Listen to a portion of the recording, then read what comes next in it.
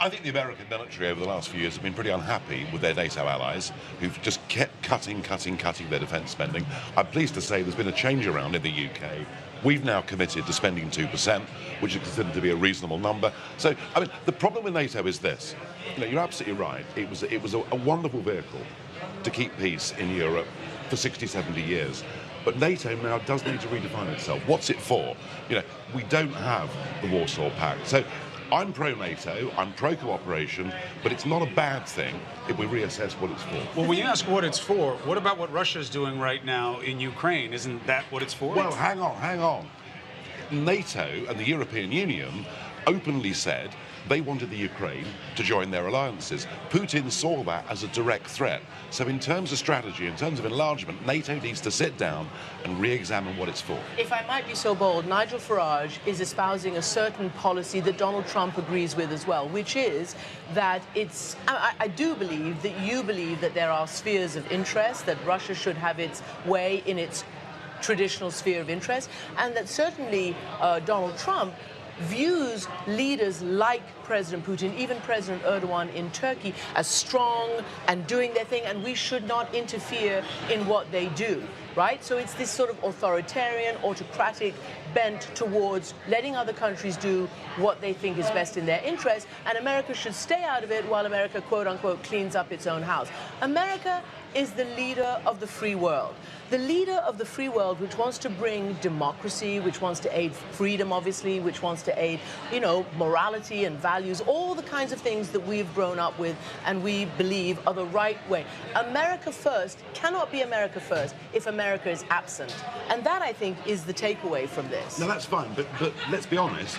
Ukraine is a democracy. It's somewhat corrupt. It is a democracy, and the elected leader of the Ukraine was overthrown in a coup by people who wanted the Ukraine to move westwards and join NATO and join the EU. And all I'm saying is that we should not be... I'm not a Putin fan, but I don't think we should be encroaching on his space. That does not make sense. Nigel, listen.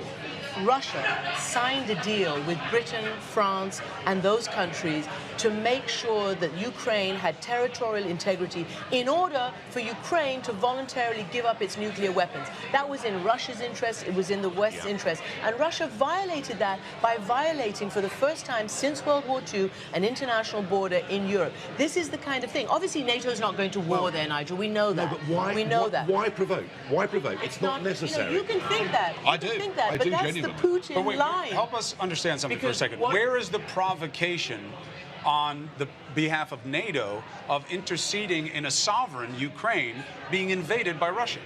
Well, the invasion took place after the overthrow of a democratically elected leader. All I'm saying is NATO a defensive organisation or is it an expansionist organisation? And that does need to be rethought. Okay, then let's pick that apart. NATO is a defensive and, if necessary, you know, an attack on one is an attack on all. Article 51. So Article 5 of NATO. Yeah.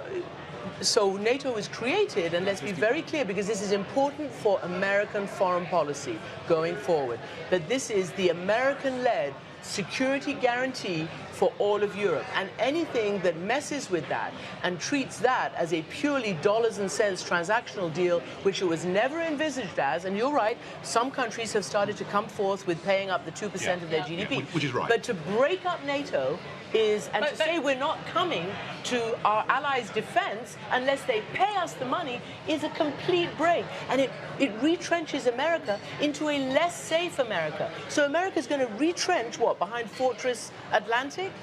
And watch the rest of the world go to hell? It's not possible for American security